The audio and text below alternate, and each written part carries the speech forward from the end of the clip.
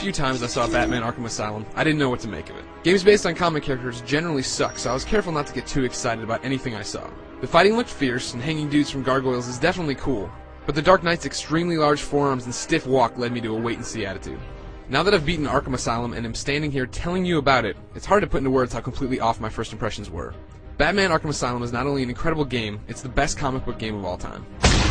If you've missed the oodles of coverage we've had on IGN about this title, the story is a brand new tale that's meant to be the longest night of Batman's life. So you start by actually returning the Joker to the nut house, but he soon flips the script and takes the place over thanks to Harley Quinn and a couple hundred of his goons. Soon Commissioner Gordon's kidnapped, the bad guys have the Warden, and the Cape Crusader's gotta play the Joker's game if he wants to save Gotham from another kill-everyone-in-town scenario.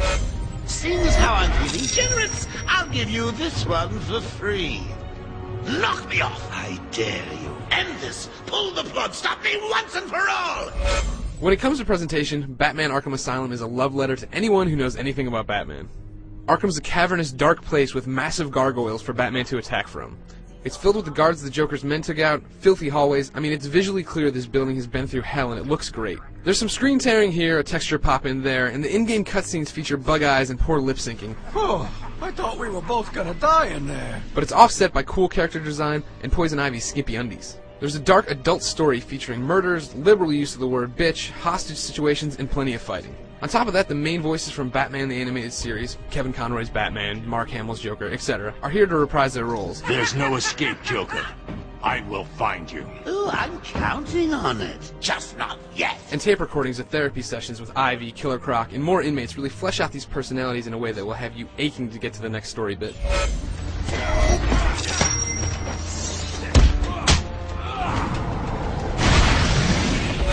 Arkham Asylum makes you feel like you're Batman. Gameplay is broken up into three main portions: hand-to-hand combat, attacking from the shadows, and exploration. There will be times when Batman's literally dropped into a room with a dozen guys and has to take them all out with his bare hands.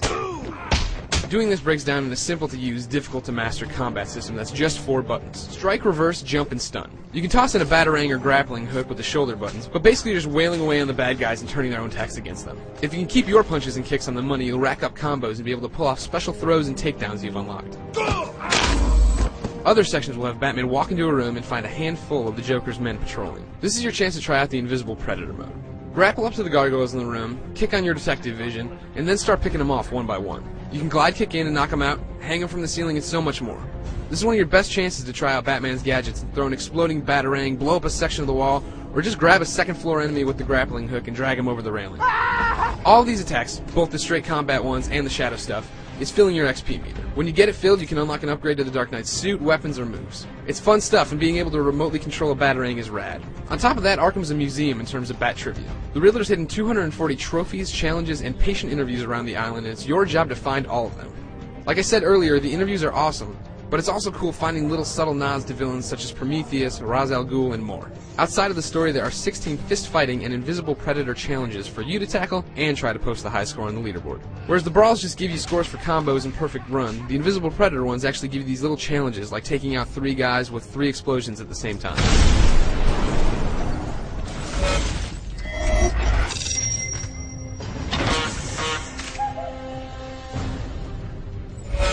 You owe it to yourself to read my written review.